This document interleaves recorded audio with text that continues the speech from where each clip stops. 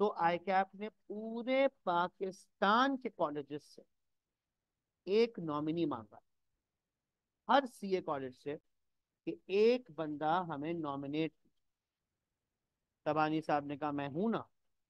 कहते सर आप तो ऑलरेडी एडकॉम के, एडकॉम कौन है, एजुकेशन कमेटी, एडकॉम के मेंबर हैं सर आप, एक बंदा अपने अलावा आप अपॉइंट कीजिए। तो I am honoured and privileged कि शेख तबानी साहब ने मेरा नाम दिया कि Talal Mohammad Arif will lead from our side. कुछ 1.5-2 महीने पहले, 1.5-2 महीने पहले मीटिंग हुई थी। आप लोगों को नहीं इसकी कब पता चला है? लॉ के पेपर वाले दिन, 3 सितंबर को। मुझे आज भी याद है, मेरा पेपर था उस दिन सुबह 9 से 12, कैप 4 का पेपर था, और ये स्कीम आई थी। हमें आई कैप ने ये बता दिया था अगस्त। और मैं पूरे पाकिस्तान, मतलब आपको जितने सीए कॉलेजेस के नाम पता है ना, जितनों के नहीं भी पता है, सब मौजूद थे वहां पे। मैं बड़ा हैरान भी हुआ, कुछ ऐसे ऐसे नाम थे।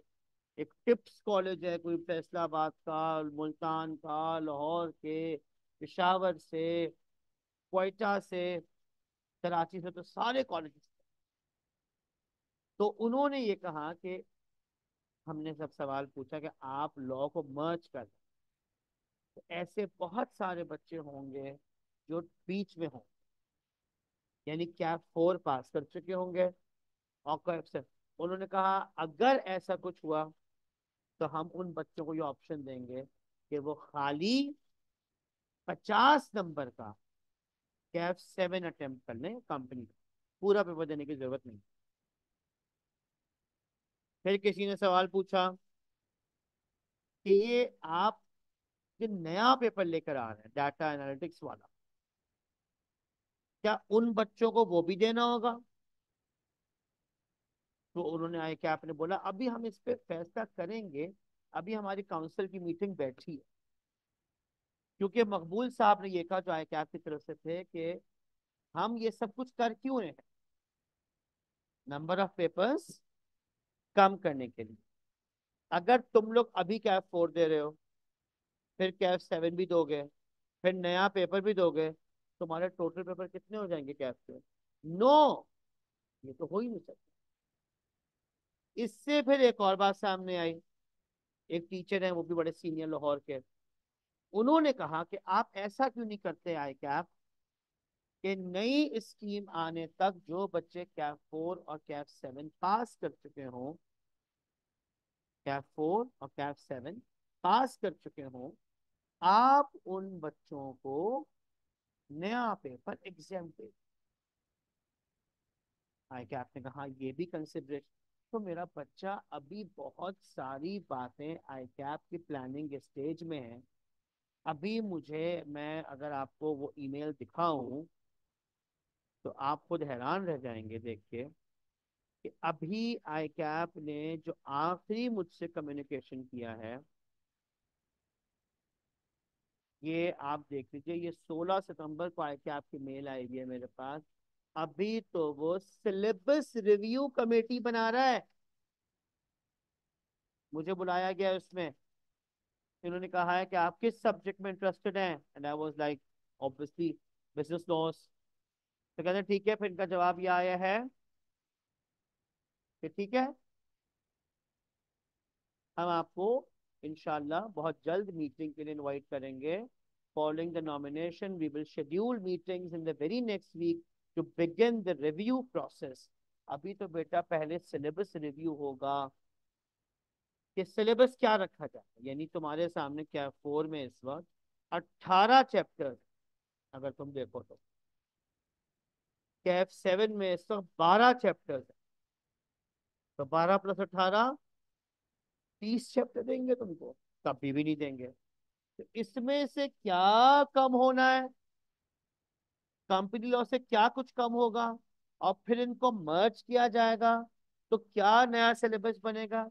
जो नया सिलेबस बनेगा, फिर उस पर नई किताब आएगी। तो मुझे ऐसा लगता है कि ये काम कम से कम 4-6 महीने तक चलता रहेगा। तो आप लोग फिलहाल एक काम, अच्छा आप क्या करें, आपके लिए बेस्ट पॉसिबल एक्शन क्या है? आपके लिए बेस्ट पॉसिबल एक्शन इस वक्त ये है कि जितने ज्यादा मुमकिन है कैफ के पेपर्स निकाल। तुम्हारे पास 5 महीने हैं बेटा। अभी मैं सितंबर को नहीं काउंट कर रहा, अक्टूबर, नवंबर, दिसंबर, जनवरी, फरवरी, इन 5 महीने में कोई बड़ी डिस्टरबेंस नहीं आई। डिस्टरबेंस बोले तो no Ramzan, no Eid ul Fitr, no Eid ul Azha, no Muharram की छुट्टियां, नो बारिशों का मौसम, नो शदीद गर्मियां, no load shedding. Load shedding जो है पाकिस्तान में हर वक्त ही होती रहती है, कम हो जाए। यानी अगले 5 महीने बिल्कुल खाली है। हाँ, रमजान तुम्हें मिलेगा मगर कब? पेपर्स में। पेपर रमजान में है इस दफा। 28 फरवरी से रमजान शुरू हो जाएंगे और आपका पेपर मार्च के फर्स्ट वीक में। तो ये मैं आपको गारंटी देता हूँ कि अगर आप लोग अच्छी तरह पेपर्स पास करते हैं, मतलब अच्छी तरह से मुराद ये है, अब आप अगर किसी के जहन में ये ख्याल चल रहा है कि चलो हम अभी कैप फोर नहीं देते, लॉ नहीं देते, तो फिर आपके पास क्या ऑप्शन है? आप टैक्स ले लोगे, पार्ट वन ले लोगे, एंड देन कॉस्टिंग लोगे। क्या लोगे इसके अलावा तीसरा? अगर यही लोगे तो मैं अंदाजा है कि तुम कितने बड़े मुसीबत में फंस जाओगे, इतने सारे कैलकुलेशन के सब्जेक्ट खाते। पार वन भी पूरा वैसे ही है, कॉस्टिंग भी वैसे ही है, और टैक्स में भी काफी ज्यादा कैलकुलेशन। अगर आप इंसानों के तरीके से, मेरे हिसाब से 5 महीने अच्छे खासे होते हैं, आप ये चार उठा लें। और अगर चार नहीं भी उठाने तो कॉस्टिंग को छोड़ करके जो हम कॉम्बिनेशन देते हैं आपको 1 to 4 का, इसका आपको बेनिफिट होगा। कम से कम ये बेनिफिट तो होगा ही होगा कि आपको अगर चले इस वक्त सबसे खतरनाक सिचुएशन क्या है कि मार्च के देखो मार्च में तो नई स्कीम नहीं लगने वाली ना, ये तो सबको क्लियर है। मार्च की अटेम्प्ट इसी तरह से होगी जो हो रही है। अगर आप बहुत ज्यादा भी उम्मीद लगाते हैं और चांस ये है कि मार्च अटेम्प्ट के एग्जाम्स के बाद नई स्कीम लॉन्च हो जाती है, अगर हो जाती है तो बिल्कुल हो सकती है, इसमें कोई इनकार नहीं। मेरा अंदाजा ये है कि इतनी स्पीड में हो सकती नहीं, लेकिन मैं कोई खुदा नहीं हूँ। कि आप क्या पता प्लानिंग करके तेजी से कर ले।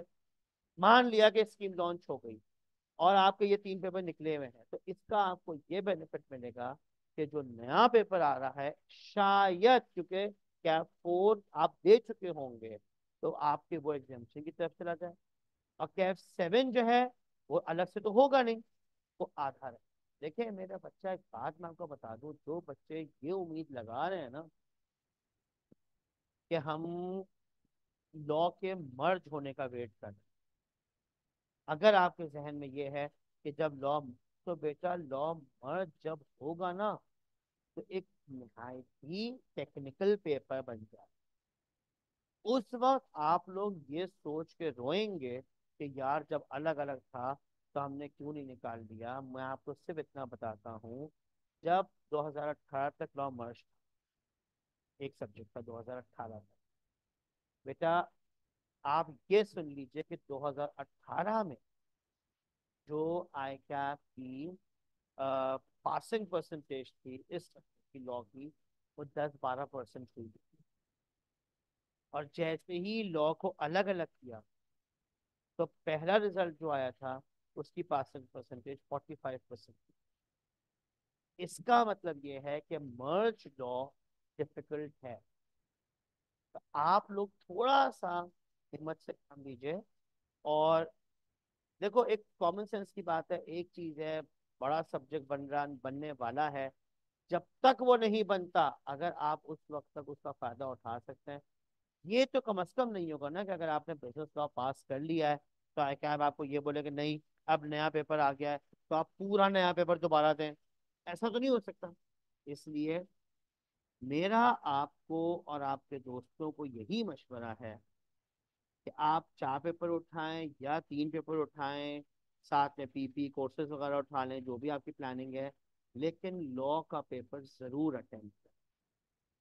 इसका फायदा दो हैं। अगर तो आप इंतजार करें और अगर मैं आपको एग्जांपल दे रहा हूँ, अगर सितंबर वाली स्कीम मार्च के बाद अप्लाई नहीं हुई, तो क्या आप मजीद बैठ के 2026 तक वेट करेंगे मर्ज होने का? देखें, ये भी मुमकिन है। यह आई कैप ने, जब हमने आई कैप से पूछा ना कि ये कैसे, उन्होंने कहा हम अभी कोई डेट अनाउंस नहीं कर रहे। आप मुझे बता दें, जो एजुकेशन स्कीम 25 आया है, उसमें कोई डेट आई कैप ने दी आप? हाँ, टीचर्स हैं, मैं सुन रहा हूँ, इस स्टाफ पे तुम भी हो, मैं भी हूँ। हर टीचर अपना मंजन बेचने पे लगा हुआ है, ये होने वाला है, यूं होने वाला है। लेकिन आई कैप इतनी शदीद नफरत से सवाल पूछता है कि भाई हम टीचर्स की बातों के जिम्मेदार नहीं है, आप लोग क्यों रिलाय कर रहे हैं उन पे? हमसे जब तक, यानी आई कैप से जब तक कोई फॉर्मल स्टेटमेंट बाहर ना आए, तब तक आप लोग उसकी बात ना करें। कहीं ऐसा ना हो कि बाद में आप ये पछताएं कि ये मर्ज होने के बाद तो बहुत ही मुश्किल हो गया है भाई, कंपनी लॉ बिजनेस लॉ दोनों मिलके तो बहुत मुश्किल हो गए हैं। इसलिए मेरा मशवरा ये है कि आप उसको शुरू करें, पढ़िए, पेपर दीजिए। एक आप उठाइए पार्ट 1, जो प्योर कैलकुलेशन बेस्ड है। एक आप उठाइए कैप 4, जो प्योर थ्योरी है और टेक्स्ट मिक्स, दोनों चीज। इससे शुरुआत कीजिए अपने। आपके प्यार से क्लियर है दोनों बच्चों को? कब दे रहे हो? देखो ना, बच्चे बेचारे, मैं तुम लोगों के आने से पहले यही बोल रहा था कि आज क्लास क्यों रख दी। अभी तो बच्चे बेचारे पीआरसी के पेपर में मसरूफ होंगे। लेकिन बहन, कौन सा पेपर है तुम्हारा? फेल हुआ है? अच्छा, आपने दिया ही। चले, अल्लाह बेहतर करेगा। All the best. इस वक्त आपके लिए सबसे अहम है अपने पीआरसी के पेपर को क्लियर करना। ठीक है, पीआरसी क्लियर हो। अब पीआरसी को देखो ना, तुम लोग इतने BWCS अलग, इकोनॉमिक्स अलग, ITP अलग, आने वाले वक्त में क्या होने वाला है कोई बात नहीं। तुमने, मैं एक बात जरूर जानता हूँ, मैंने ना आई कैप के 2 एजुकेशन में स्कीम्स को चेंज होते हुए देखा है अपने टीचिंग कैरियर। 2014 में चेंज हुआ था मेरे सामने, मैं टीचिंग कर रहा था उस वक्त। और फिर 21 में चेंज हुआ। इन 2 दफा में मैंने यही देखा बच्चों को कि जो बच्चों के पेपर्स पास हुए हुए होते थे कैप से, उनको आई कैप रिलैक्सेशन देता। कि भाई ठीक है, आप पुरानी स्कीम वाले भी हो और नई स्कीम आप पे लग रही है, तो इसका।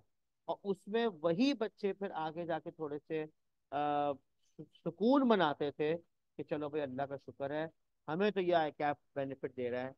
जैसे इस दफा एक्सपेक्ट किया जा रहा है, आई कैप ने नहीं कहा है कि अगर उन बच्चों से, मेरे बहुत सारे बच्चों ने भी कैप 4 दिया सितंबर में, अब उन्होंने कैप 7 उठा लिया।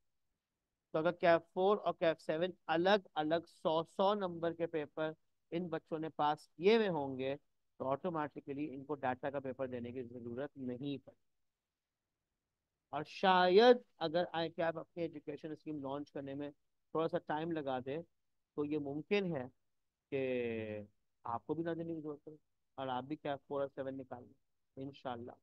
बहरहाल, मैं इससे पहले कि कुछ शुरू करूं, मैं एक कॉल कर दूं, इफ यू डोंट माइंड।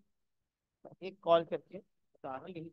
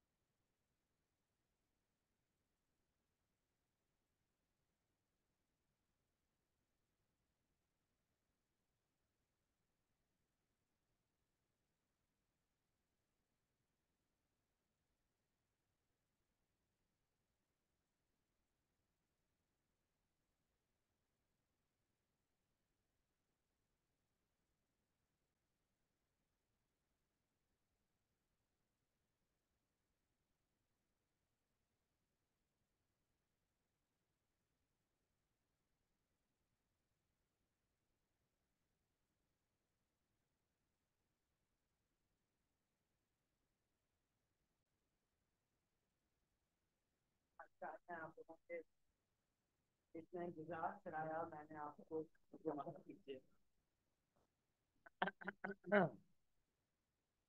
मेरी जान के टुकड़ों, क्या जानते हो तुम लोग मेरे इस सब्जेक्ट के बारे में जिसको मेरी वीडियो ने छुपाया हुआ है? Business law. सही है आप? सही लॉ किससे कहते हैं? वैसे तो सिंधियों में ये जो पीपल्स पार्टी वाले हैं, आप वो तो नहीं है? हैं, ये बट खूब नया लगाते हैं आप। अल्लाह करे सिंधियों को ये बात समझ आ जाए कि वो मर गया, वो अच्छा आदमी था। हमें इतना अंदाजा नहीं होता, लेकिन जब हम पढ़ते हैं ना, मैंने भुट्टो साहब को पढ़ा है। लॉयर थे बड़े, मैं भी लॉयर बन रहा था, उनके केसेस पढ़े, तो मुझे अंदाजा हुआ कि हमने बड़ा गलत किया उनके साथ।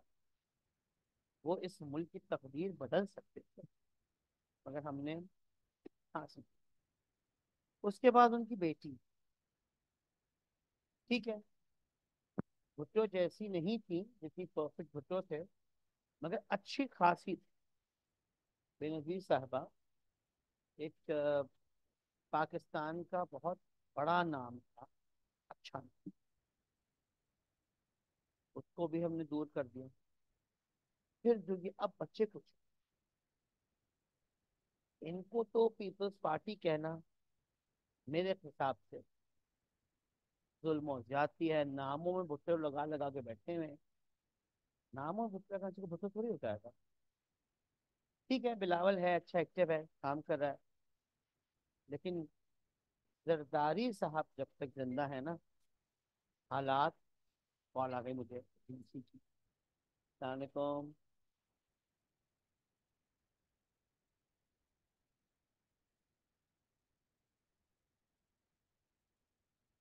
तो उनसे कह दो कि तलाल भाई खुद आएंगे पिक करने। आप उनसे कह दो कि तलाल भाई 5 साढ़े 5 बजे तक खुद आएंगे। कोई भी बैठा हो वहाँ पे, इसको बिल्कुल टाइट करा दें। वो तलाल भाई कह रहे हैं कि बहुत इंपॉर्टेंट चीज़ उस पर रखनी है, ये खराब ना हो जाए। आप छोड़ दें और कह दें तलाल भाई खुद आएंगे, 6 बजे से पहले पहले आ जाए, और आप निकल जाओ और बस वो बेल का काम देख लो। ओके, ठीक है मेरा बच्चा। Coming back to the topic, कानून लॉ है। लॉ, कानून है क्या? मैडम, हम आपसे शुरू करें। क्या जानती हैं आप इस बात? लॉ किससे कहते हैं? कानून क्या होता है? जी जी सर।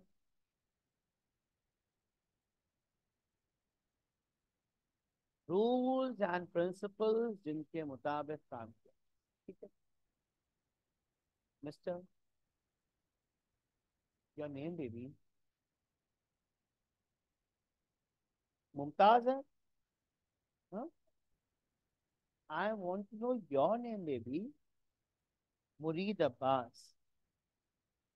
मोहतरम मुरीद अब्बास ने कहा कि कानून उन प्रिंसिपल्स, उन रूल्स को कहा जाता है जिसके मुताबिक काम किया जाए। मैं इस जवाब से एक और सवाल निकाल लेता हूँ। क्या प्रिंसिपल्स और रूल्स एंड रेगुलेशंस तो टीएसए के भी हैं? तो क्या टीएसए के रूल्स को लॉ कहा जाएगा? आप मुझे बताओ, वो कौन से रूल्स होंगे जो लॉ कहलाएंगे? जी सर। गुड, गुड जवाब। हुकूमत के बनाए हुए रूल्स एंड रेगुलेशंस को लॉ कहा जाता है। ये नहीं कि टीएसए बोले ये लॉ है, आई कैप बोले ये लॉ है। अच्छा, रूल्स एंड रेगुलेशंस आपके घर के भी होते हैं? क्या आपके अब्बू ने रूल्स नहीं बनाए हुए? मगर अब्बू के रूल्स लॉ नहीं। अब इस रूल्स एंड रेगुलेशन से मैं कनेक्ट कर रहा हूं दूसरा नाम, बिजनेस लॉ। इसका मतलब क्या है? कहीं आप थोड़ी रोशनी डालिए।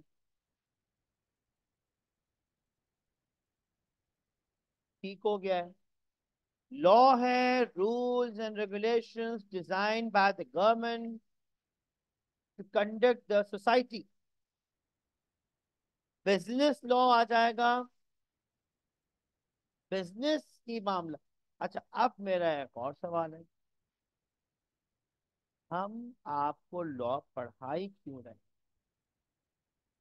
यानी आप हैं चार्टर्ड अकाउंटेंट्स फ्यूचर के, अकाउंटिंग पढ़ाई जाती, मैथ्स पढ़ाई जाती, प्लस माइनस सिखाया जाता, तो बात समझ आती है। मतलब ऐसा क्या मुसीबत आ गई कि हम जो हैं वो आपको कानून पढ़ा, बिजनेस लॉ क्यों? सर आप बताइए, आप खामोश बैठे हैं मैं बड़ी देर से। बिजनेस लॉ क्यों पढ़ाया जा रहा है सीए के बच्चों को?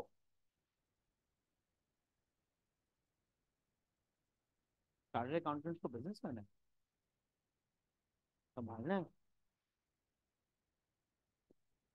सीए ने करना क्या है भाई, ये डिसाइड करो। हाँ, ऑडिट करना है, अकाउंट्स मेंटेन करना है। तो आपको ऑडिट एंड अकाउंट्स कोई घर के किचन के थोड़ी मेंटेन करने हैं। आपको डिफरेंट बिजनेस ऑर्गेनाइजेशंस के और अकाउंट्स मेंटेन करना, कंपनीज के ऑडिट पे जाना है, पार्टनरशिप फर्म्स के ऑडिट पे जाना है। इसलिए ये लाजमी है कि आपको कानून की नो हाउ। एक जुमला यहाँ पे ऐड करूंगा, खुदा के वास्ते, वो आप में कुछ बच्चे ना थोड़े चौड़े हो जाए। मुरीद भाई पता है क्या समझता है? वो समझता है ये सब्जेक्ट पढ़ने के बाद हम वकीलों के बराबर आ गए। पूछिएगा भी, हम आपके सामने एडवोकेट हाई कोर्ट बैठे, जो लेवल वकीलों का है उसकी बराबरी नहीं कर सकते चार्टर्ड अकाउंट लॉ के लिए। बड़ी खूबसूरती से अपनी इज्जत को इन्होंने बचाया है। हाँ ऐसा ही है, चार्टर्ड अकाउंटेंट्स अकाउंट्स के हिसाब से यहाँ है, हम शायद यहाँ पढ़े हुए हैं।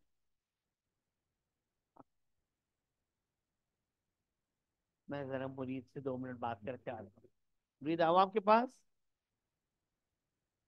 कहने मासूम सब, कहाँ से हो तुम? एयरपोर्ट से आए हो तुम बेटा? खैरपुर, ये बड़ा क्यूट लगता है मुझे, खैरपुर। खैरपुर नाम है शहर का, खैरपुर। आप कहाँ से? ले, सभी खैरपुर वाले आप। आप कहाँ से? आप कराची वाले हैं? आप वर्ड मैडम हैदराबाद से आएंगी, तो पहले हम इन बाहर वालों से बात कर ले। कहाँ रह रहे हो तुम लोग? ये सामने वाले घर में, इसकी तो छतें ही इतनी नीची हैं।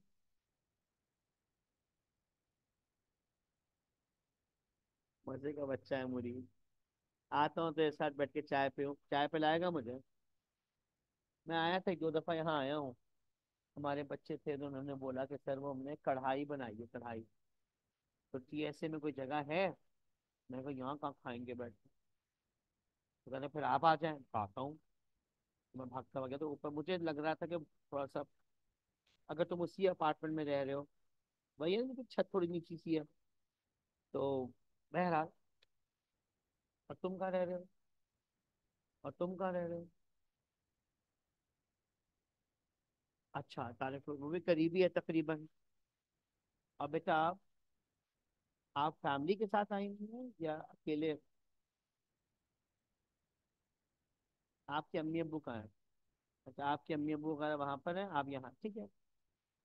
मुश्किल काम होता है वैसे ये, हॉस्टल की जिंदगी बड़ी मनहूस है।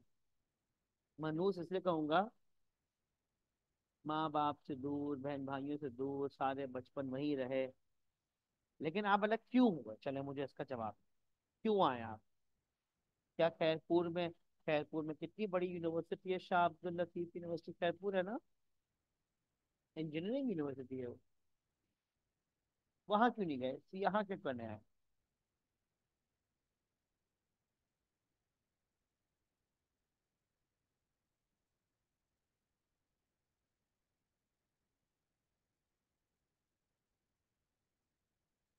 अभी आए हो कराची के पहले भी आए थे?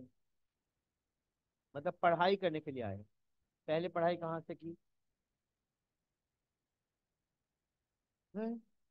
पूरे पाकिस्तान घूम के पढ़ रहे हो बेटा तुम? इतना बात क्यों गए थे?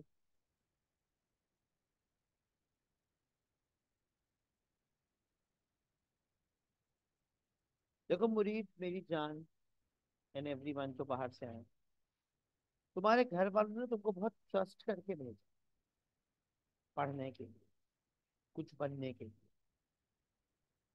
एक बात तुमने की, जिसको बिल्कुल मैं मानता हूँ कि जिसमें मैं जिम्मेदार ठहराऊंगा सिंध हुकूमत को, कि सिंध हुकूमत सिंध के जो इंटीरियर इलाके हैं सारे, उनमें तालीम के अच्छे इदारे देने में नाकाम है।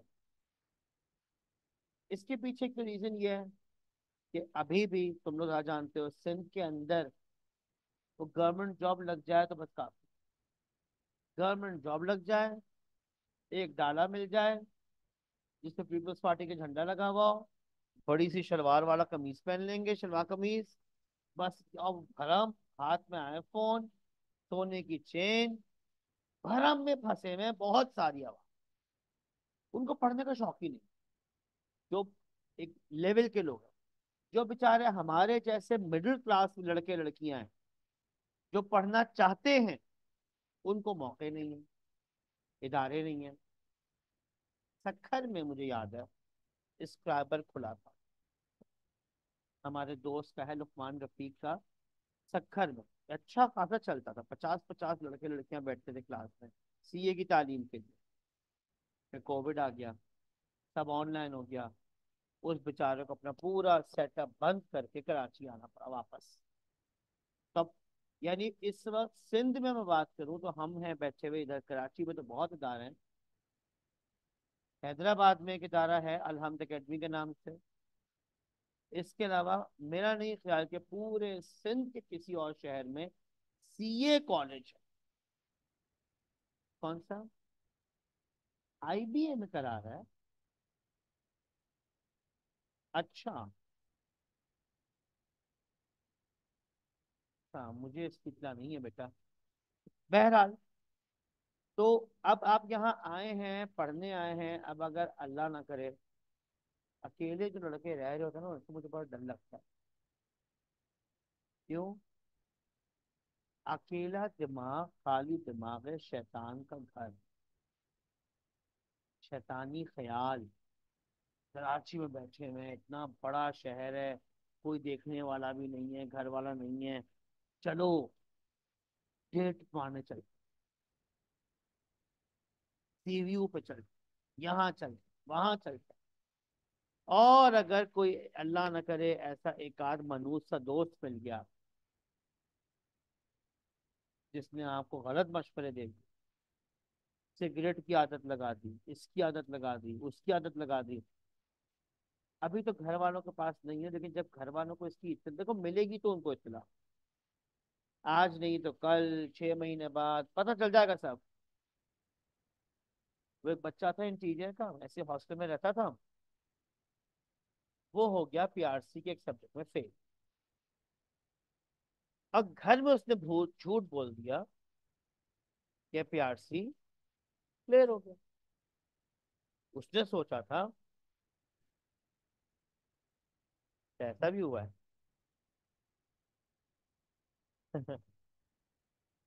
उसने बेचारे ने ये सोचा कि अब अटेम्प्ट आ रही है अगली, इसमें मैं खामोशी खामोशी पीआरसी निकाल लूंगा, पास हो जाऊंगा, कैफ की अटेम्प्ट में अपने वक्त पे दूंगा।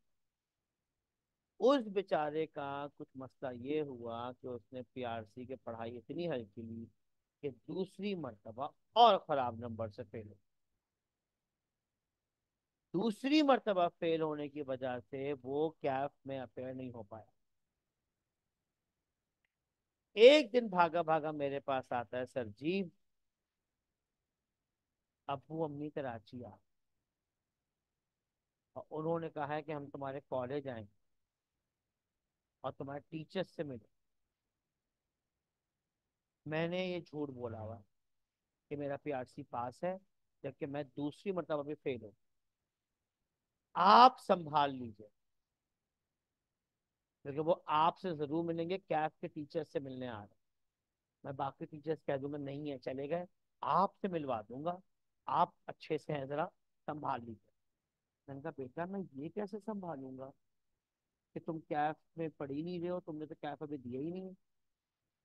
कहता आप देख लीजिएगा बस, वरना बहुत मसला हो जाए।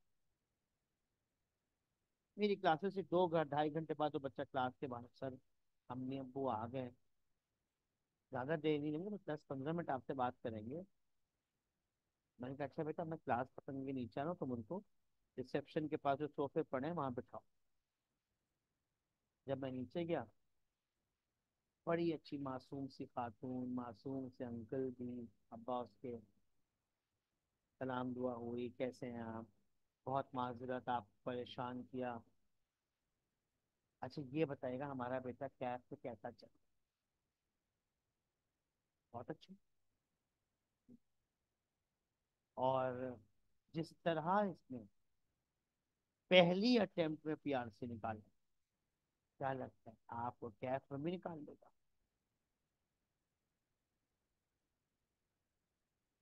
मैंने उस लड़के से कहा, मैंने कहा बेटा आप बाहर जाओ।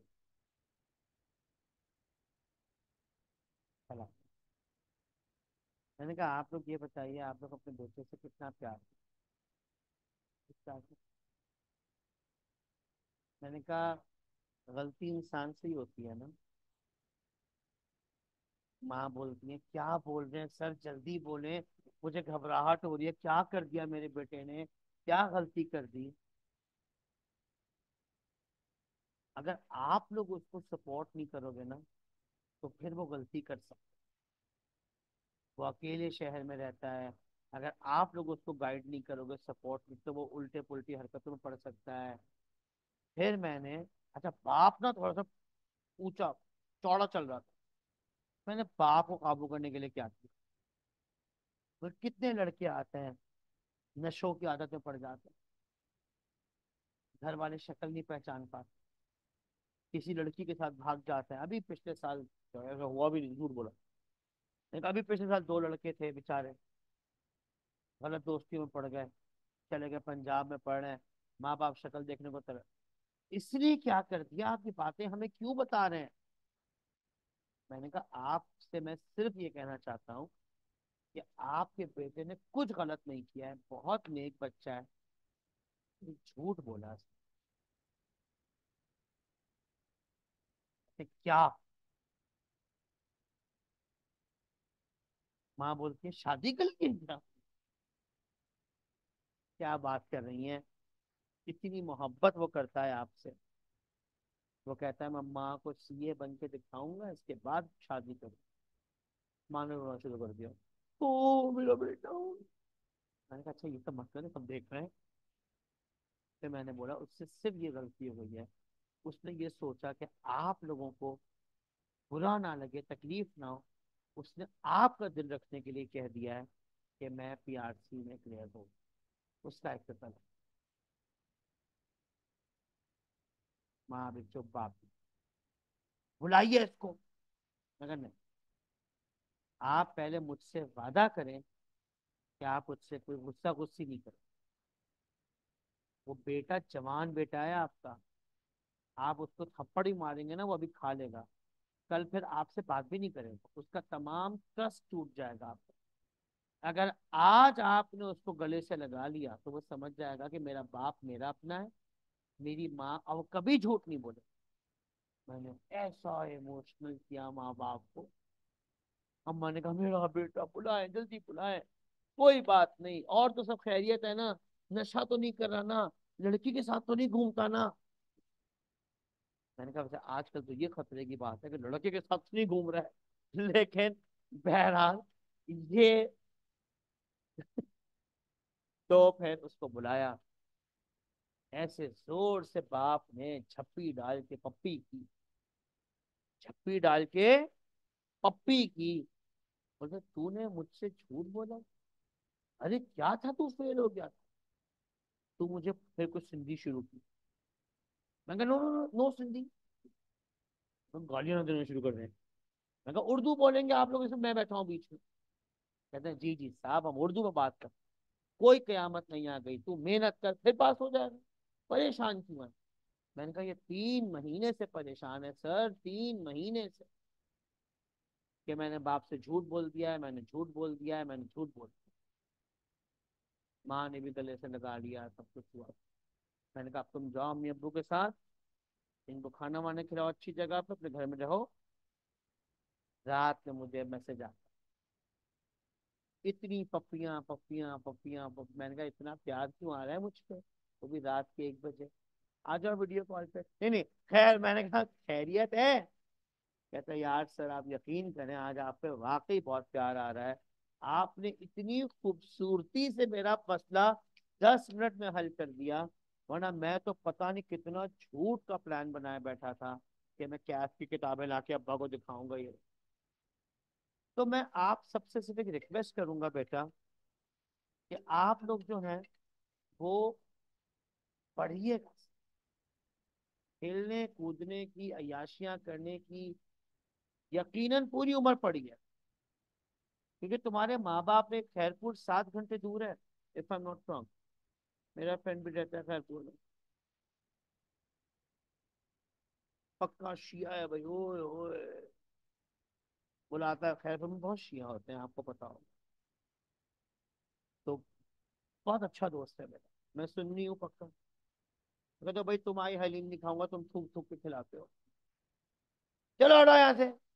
उसकी अम्मी को पता है, उसकी अम्मी को पता है कि भाई तलाल को वो रजब की वो होते हैं ना, गोल गोल टिकिए, मीठी टिकिए जो बनती है न्याज की, रजब की, मेरे घर में न्याज वगैरह नहीं होती। उसकी अम्मी को पता है कि तलाल को खैरपुर से मेरे लिए वो मीठी टिकियां आती हैं, खीर आती है। इतनी मोहब्बत करता हूँ मैं उससे और वो मुझसे।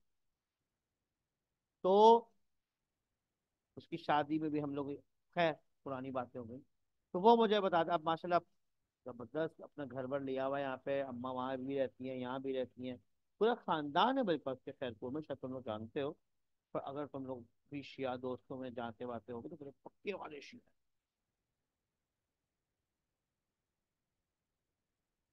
तुम भी मेरे दोस्त हो, दोस्त नहीं हो क्या मेरे। बस बेशक यही मोहब्बतें होनी चाहिए। तो मुझे पता है 7 घंटे का सफर है उसे घर आने जाने का, तो 7 घंटे दूर तुम यहाँ बैठे हो, अम्मी की रोटी भी याद आती होगी, अम्मी का सालन भी याद आता होगा, मोहल्ले वाले भी याद आते होंगे, अभी सर्दियाँ आने वाली हैं, शाम की ठंडी रातें भी याद आए। देखो तुम कराची क्या, हम तुम्हें न्यूयॉर्क में बिठा देंगे ना, अपना घर होता है, ये बात तय है। तो अब उस घर में रही लोग तो वापस ही जाना है ना। सबको ये बताओ कि जी मैं सीए नहीं कर पाया, एक मुश्किल था, ये मत कर। पढ़ो, बेहतरीन पढ़ाई करो, हम तुम्हारे साथ हैं। थोड़ी प्लान देखो, एक बार मैं तुमको बता दूं, कैफ में आने के बाद ना एक बहुत बड़ा कठिन मरहला आता है, और वो क्या आता है, रिटन पेपर्स। तुम लोग अभी पेपर दे रहे हो पीआरसी के, अक्कड़ बक्कड़ बम्बे बो, alpha beta Charlie and ABCD options होंगे, ऐसे ही है ना। यहाँ पे आपको लिखना हो, तो आप अच्छा पूरा कैफ लिखना है, कैफ 1 से लेकर 8 तक हर पेपर मैनुअल है। इसी वजह से आप लोगों को ये बिजनेस राइटिंग स्किल्स का पेपर करवाया जाता है पीआरसी में, ताकि आप थोड़ा बहुत लिखना सीख। अब वो लिखना, जैसे ही तुम्हारे पेपर खत्म होंगे अभी पीआरसी के, और हमारी प्रॉपर क्लासेस का आगाज होगा, हम आपको रिटन असाइनमेंट, रिटन टॉपिक्स सब दिया करेंगे, ताकि आप लिख देखें। मुझे पता है कि शायद आप लोग इस वक्त बहुत ज्यादा अच्छे ना हो, लेकिन आपको भी ये पता होना चाहिए कि आप जो है वो भले ही जिस भी तरह से हो, लेकिन आपको अपनी रिटन प्रैक्टिस पे मेहनत करनी है। तुम लोग पीआरसी में कितने महीने से हो? 6 महीने तो हो गए होंगे कम से कम, या ज्यादा ही हो गए होंगे, है ना? और इन पूरे महीनों में तुम लोगों ने कोई लिखने की प्रैक्टिस नहीं की। अभी तुमको लिखना है, 3 घंटे में लिखना है, 100 नंबर का पेपर लिखना है। तो ऐसा तो नहीं है कि मैं कुछ जादू घोल के पिला दूं कि पी लो, लिखना आ जाएगा। Practice makes a man perfect. जितनी प्रैक्टिस करोगे उतना फायदा तुमको भी होगा और उतना फायदा हमको भी। ठीक हो गया? ये किताब जो तुम देख रहे हो मेरे सामने इस वक्त, ये आई कैप की इशू करदा स्टडी टेक्स्ट। इस अटेम्प्ट में कोई चेंजेस नहीं आए हैं। ये किताब है तुम्हारे सामने, तुम्हें नजर आ रहा है, नजर आ ही रहा होगा तुमको। ये किताब आज की नहीं है, ये किताब है फरवरी 2023।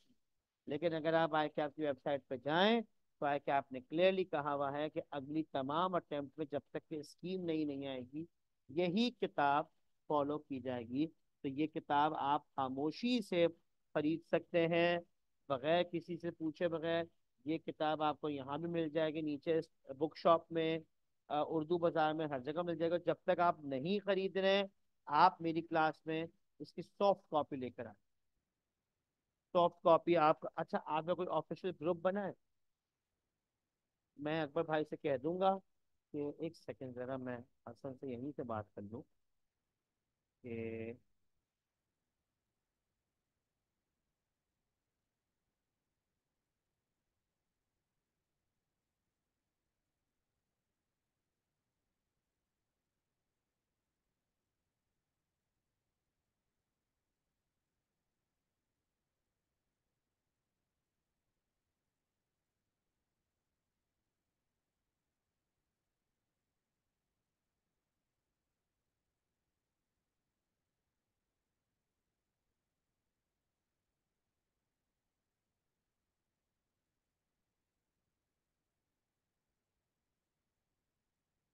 मैं हलीम एक्सपेक्ट करूँ तुम लोगों से?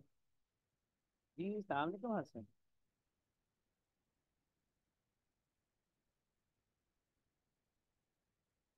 मेरे सामने 106 बच्चे हैं, जिसमें से 4 बच्चे पीआरसी का पेपर दे रहे हैं अभी।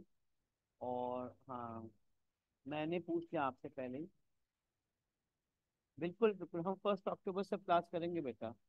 सही है, आप लोग रेडी हैं? क्यों, तुम्हारा पीआरसी नहीं है?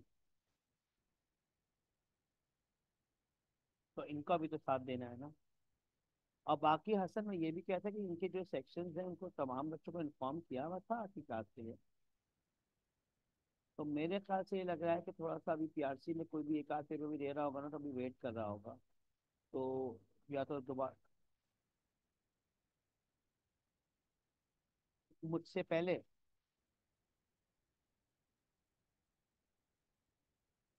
तो भाई सैटरडे को 14-15 बच्चे से आज कम क्यों हो गए? कहाँ है तुम्हारे दोस्त यार? वो देखो, वो बच्चे बता रहे हैं हसन पेपर की तैयारी करने, कल से पेपर शुरू है ना पीआरसी के समय। हाँ हाँ हाँ हाँ हाँ, बिल्कुल बिल्कुल। बिल्कुल बिल्कुल, ठीक है।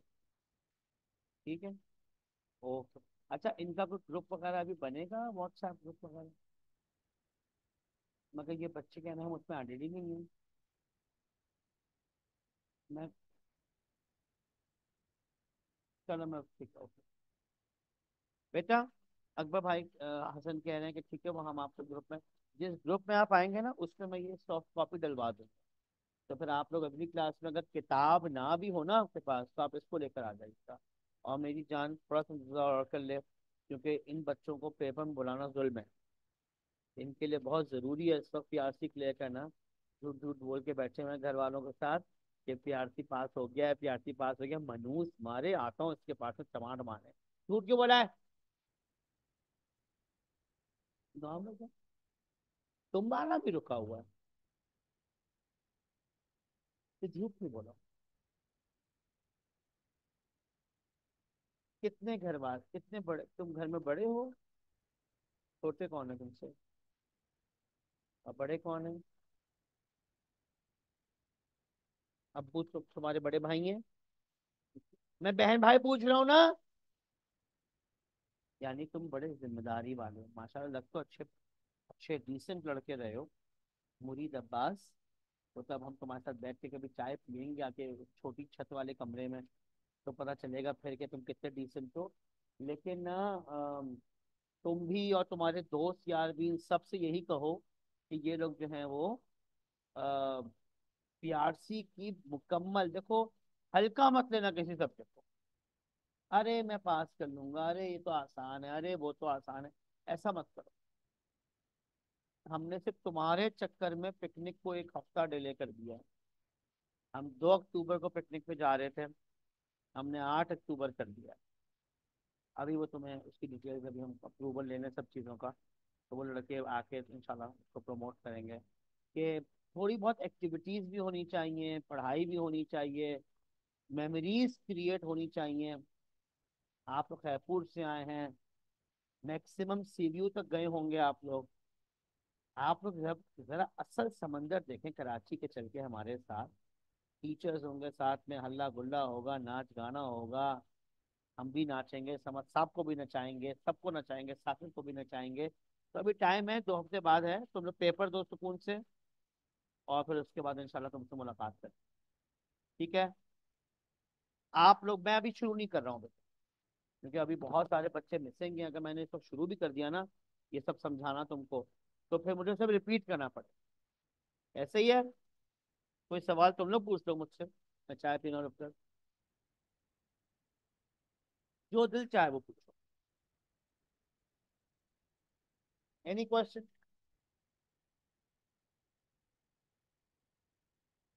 ठीक है। आजकल बड़ी एक आग लगी पड़ी है, हुकूमत चाह रही है कुछ अहम चेंजेस। तुम्हारा कॉन्स्टिट्यूशन ये मैं तुम्हारे सामने खोलता हूँ, हम तुम्हें बाकायदा पढ़ाएंगे बेटा। ये देखिए, हो आपका पूरा टॉपिक आएगा जिसमें हम आपको बताएंगे कि कॉन्स्टिट्यूशन 1973 का फॉलो किया जा रहा है, जिसमें ये तुम्हारा 12 पार्ट्स हैं। इसमें जो ये वाला पार्ट है ना मेरा बच्चा, जुडिकेचर, अदलिया, इसको थोड़ा सा चेंज करने जा रही है शहबाज की हुकूमत, with the help of Peoples Party, MQM, Fazal Rehman. और अगर ये इसमें जो सुप्रीम कोर्ट, एक नई अदालत, अभी तक कितनी अदालतें हैं पाकिस्तान में? सुप्रीम कोर्ट, हाई कोर्ट, नहीं सिटी कोर्ट इसमें नहीं है, सिटी कोर्ट छोटी कोर्ट है, फेडरल शरीयत कोर्ट। अब एक चौथी कोर्ट बनने वाली है पाकिस्तान में, जो आप लोग सुनेंगे, उसका नाम क्या है? Constitutional court. बहरहाल, तो आइन वो बेसिक डॉक्यूमेंट है जिसपे पूरे मुल्क की, समझ लो, एक इमारत खड़ी। पाक जी सर। बेटा, ये सवाल आप वकील साहब से न पूछें। वकील साहब जानते हैं कि ये कितना अहम डॉक्यूमेंट है। देखो, मैं इसमें छोटी सी बात तुमसे कहूंगा, अगर कोई बुरा ना माने तो। हम सब यहाँ मुसलमान बैठे हैं, if I'm not wrong. Anyone non-Muslim here?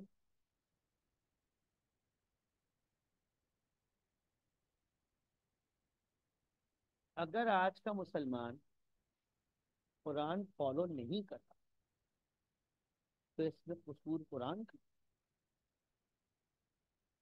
हम लोग बेगैरत है ना, हम लोग मनहूस मार हैं, हम लोगों ने अपने अपने मामला।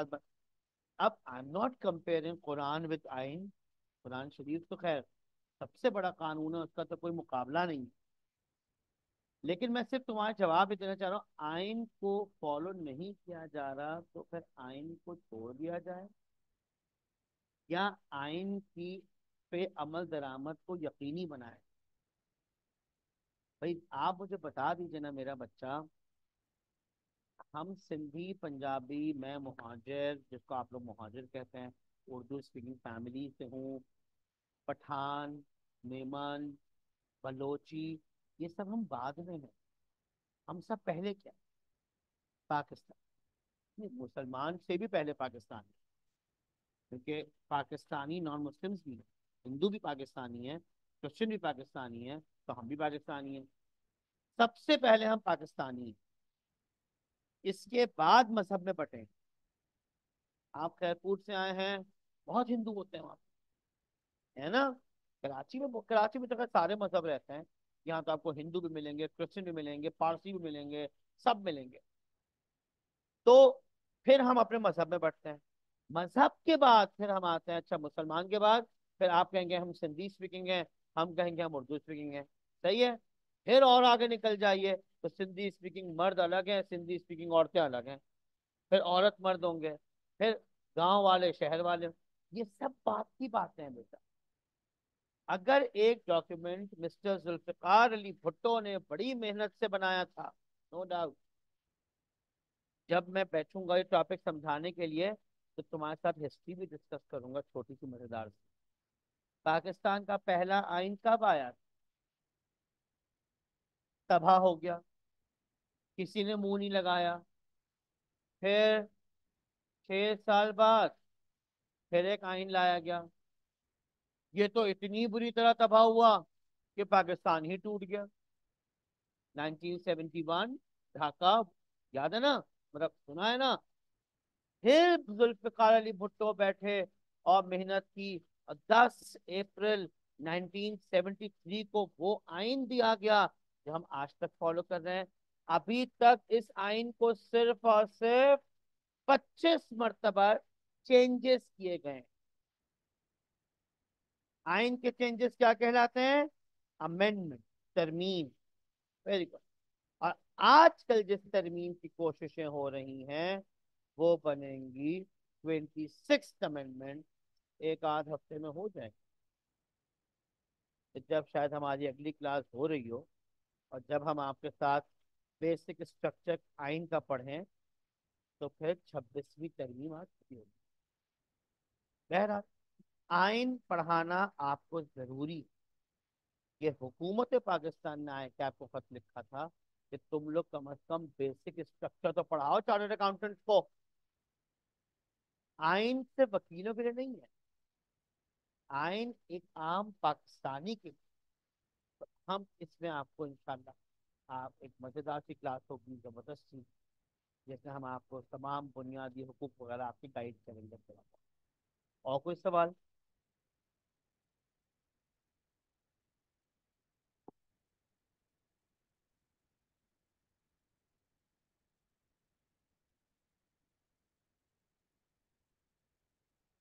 घर गया, मैं पप्पी कर लूँ आके। कोई क्वेश्चन है दिल में? आज यहाँ रोक दे मामला आपको। तुम लोगों को ऑल द बेस्ट। बस एक ट्रिक याद रखना, कोई पेपर अगर रुक जाता है ना तो उसको पास करने की सबसे अहम ट्रिक ये होती है कि आप दोबारा पढ़ते हुए ये ना सोचने कि ये तो आता है। अगर आप ये सोच ये तो आता है, ये तो आसान है, इसमें तो कोई मुश्किल नहीं है, तो फिर आप हमेशा अटकते रहेंगे। जितनी अक्ल से आप काम करेंगे और दोबारा से मेहनत, इंशाल्लाह पास होगा। I wish you all the best. मुरीद अब्बास एंड मुंतजिर, तुम दोनों ही पेपर दे रहे हो इस क्लास में, कोई और भी दे रहा है? मैडम आप भी दे रही हैं? आप भी दे रहे हैं, and your name is Talha. All the best बेटा, अल्लाह तुम सबको कामयाब करे। इंशाल्लाह जब हम मिलेंगे तो इस खुशखबरी के साथ मिलेंगे कि सब बेहतरीन पेपर हो गया था, और फिर हम कैश की पढ़ाई को शुरू करते हैं। Thank you so very much. आज के लिए इतना काफ़ी है। मिलेंगे नेक्स्ट क्लास में। अल्लाह हाफिज। पूछ ले मुरीद, तेरे मुंह पे कोई सवाल रखा हुआ है मेरे लिए, पता नहीं क्यों नहीं पूछ रहा।